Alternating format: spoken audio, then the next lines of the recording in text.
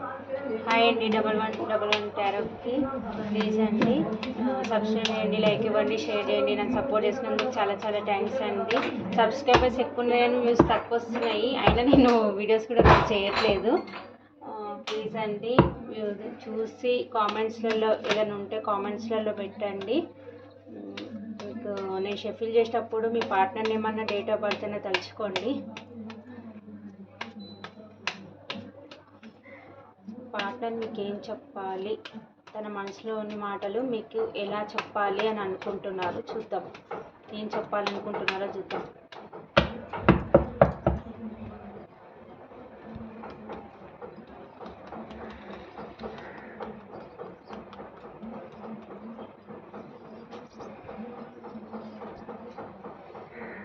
తనకి మీ పైన ఎమోషన్స్ ఉన్నా చెప్పకుండా స్టబాన్గా ఉన్నారు, కానీ మీ పైన ఎమోషన్స్ అయితే ఉన్నాయి. పాస్ట్లో లేకపోతే ఈ పర్సన్కి మీరు తను ప్రపోజ్ చేసినా మీరు తనకి రిప్లై ఇవ్వలేదు అని తను చాలా కోపంగా ఉన్నారు మీ పైన. తనకి మీ పైన ఎమోషన్స్ ఉన్నాయి, మీరు తనకి ఏదో రెస్పాండ్ అవ్వలేదని తను చాలా చిరాకుగా ఉన్నాడు, కోపంగా ఉన్నాడు. మీరు తన లైఫ్లోకి వస్తే అడుగుదామన్న వెయిటింగ్ ఎనర్జీలో ఉన్నారు మీ పర్సన్. అవి మీకు చెప్పాలి అని అనుకుంటున్నారు. మీ కాలర్ మెసేజ్ చెయ్యాలి, లాంగ్ డిస్టెన్స్లో ఉంటే ట్రావెల్ చేసి రావాలి, మీతోని మాట్లాడాలి క్లియర్గా అని అనుకుంటున్నారు. మీ పార్ట్నర్ మీ పైన కోపంగా ఉన్నారు, వెయిట్ చేస్తున్నారు. మీరు ఏదైనా తనని కలుస్తారేమో, మాట్లాడతారేమో, మీరే తనకు వచ్చి అపాలజీ చెప్తారేమో అని వెయిట్ చేస్తున్నారు. ఒక చిన్న హోప్తో ఉన్నారు, మీరే తన లైఫ్లోకి వస్తారేమో, మీ కాలర్ మెసేజ్ చేస్తారేమో అని.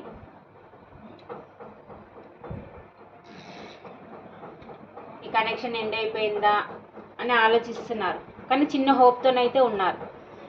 మీ గురించి టారో రీడర్స్నో లేకపోతే పెద్దవాళ్ళని ఎవరినో లేకపోతే మీ ఫ్రెండ్స్నో ఎవరినో అయితే తెలుసుకుంటున్నారు మీ కనెక్షన్ గురించి.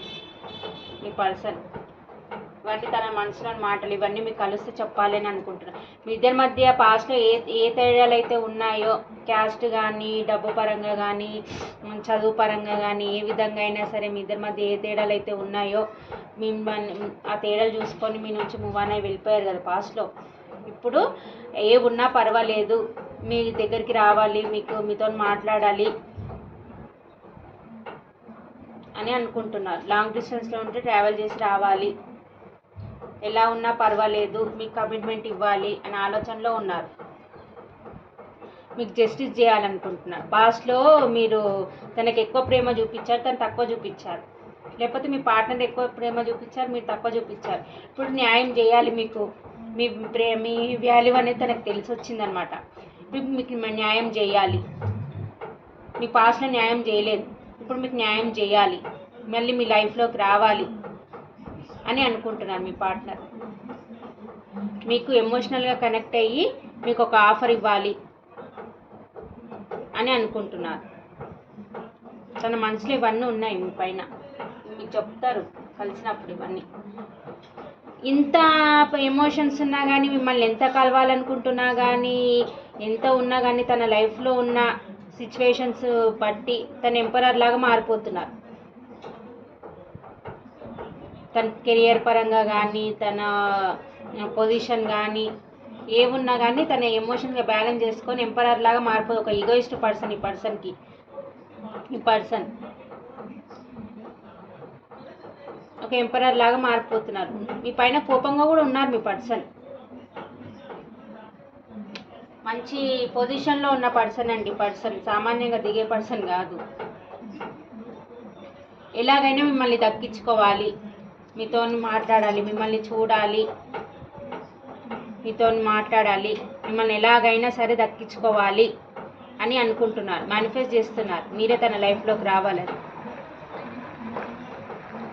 మీతోని రీయూనియన్ కోరుకుంటున్నారు. మీ పార్ట్నర్ స్ట్రెంత్ తెచ్చుకుంటున్నారు మీ దగ్గరికి రావడానికి. పాస్ట్లో మీకు చీటింగ్ చేసిపోయినట్టున్నారు మీ పార్ట్నర్. ఇప్పుడు మీ దగ్గర రావడానికి స్ట్రెంత్ తెచ్చుకుంటున్నారు. మీరు వస్తే మీరు ఎలా రియాక్ట్ అవుతారో అని, ఏది వచ్చినా సరే నేను చూసుకుంటా అని మీ దగ్గర రావడానికి స్ట్రెంత్ తెచ్చుకుంటున్నారు మీ పార్ట్నర్ వచ్చేసి. మీరు లేనందుకు చాలా డిప్రెషన్గా ఫీల్ అవుతున్నారు, లోన్లీగా ఉంటున్నారు, మీరు లేనందుకు చాలా డిప్రెషన్లో ఉన్నారు. మీరు లేని లోటు తనకు తెలిసి వచ్చింది, ఇవన్నీ మీకు చెప్పాలి అని అనుకుంటున్నారు. మీ పార్ట్నర్ మీ దగ్గరకు వచ్చి మీ వాల్యూ తెలిసి వచ్చిందని చెప్పాలనుకుంటున్నారు. ఈ కనెక్షన్ ఎండ్ అయిపోయిందేమో అని కూడా అనుకుంటున్నారు మీ పార్ట్నర్. ఇది ఎండ్ అయిపోయింది, ఈ కనెక్షన్ రీబౌత్ అవుతుందా లేదా, నా పార్ట్నర్ నన్ను యాక్సెప్ట్ చేస్తుందా లేదా అని అనుకుంటున్నారు. కానీ ఒక చిన్న హోప్తోనైతే ఉన్నారు, మళ్ళీ ఎక్కడన్నా రీయూనియన్ అవుతుందా అని. మీతో సెలబ్రేషన్ చేసుకోవాలనుకుంటున్నారు, లైఫ్ లాంగ్ ట్రావెల్ చేయాలనుకుంటున్నారు, మిమ్మల్ని ఒక హ్యాపీ ఫ్యామిలీ లాగా చూసుకోవాలనుకుంటున్నారు. మళ్ళీ రీయూనియన్ చేసి మీ దగ్గర రావాలి అనుకుంటున్నారు, మీకు స్టెబిలిటీ ఇవ్వాలనుకుంటున్నారు. ఎక్కడైతే ఉన్నారో అక్కడ ఓవర్ బర్డెన్గా ఫీల్ అవుతున్నారు. అక్కడ నుంచి రాలేక మీ దగ్గర, అక్కడ నుంచి రాలేక అక్కడ ఉన్న బరువు బాధ్యతను మొయ్యలేక ఓవర్ బర్డెన్గా ఫీల్ అవుతున్నారు. తన మనసులో ఉన్న ఇవన్నీ మీకు చెప్పాలి కలుస్తాను.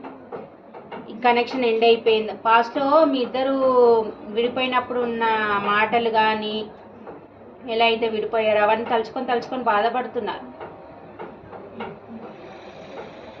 అది ఇప్పుడు ఈక్వల్ గివ్ అండ్ టేక్ ఇవ్వాలి, మీకు న్యాయం చేయాలి. పాస్ట్లో మీకు ఈక్వల్ గివ్ అండ్ టేక్ ఇవ్వలేదు ఈ పర్సన్, అందుకే టవర్ మూమెంట్ వచ్చింది. ఇప్పుడు ఈక్వల్ గివ్ అండ్ టేక్ ఇవ్వాలి, మీ వాల్యూ తెలిసి వచ్చింది తనకి. ఇప్పుడు ఈక్వల్ గివ్ అండ్ టేక్ ఇవ్వాలి అని అనుకుంటున్నారు.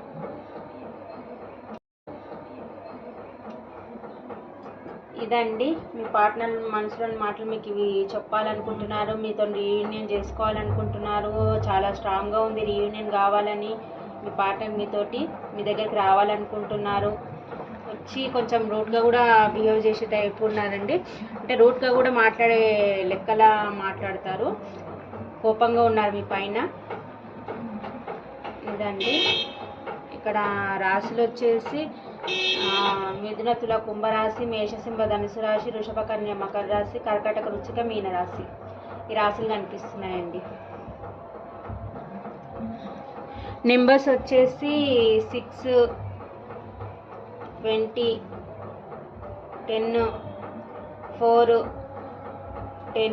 10 కనిపిస్తుందేమో మీకు. 9, 8, 6, 5, 15, 12, 21, 25 ఈ నెంబర్స్ కనిపిస్తున్నాయండి.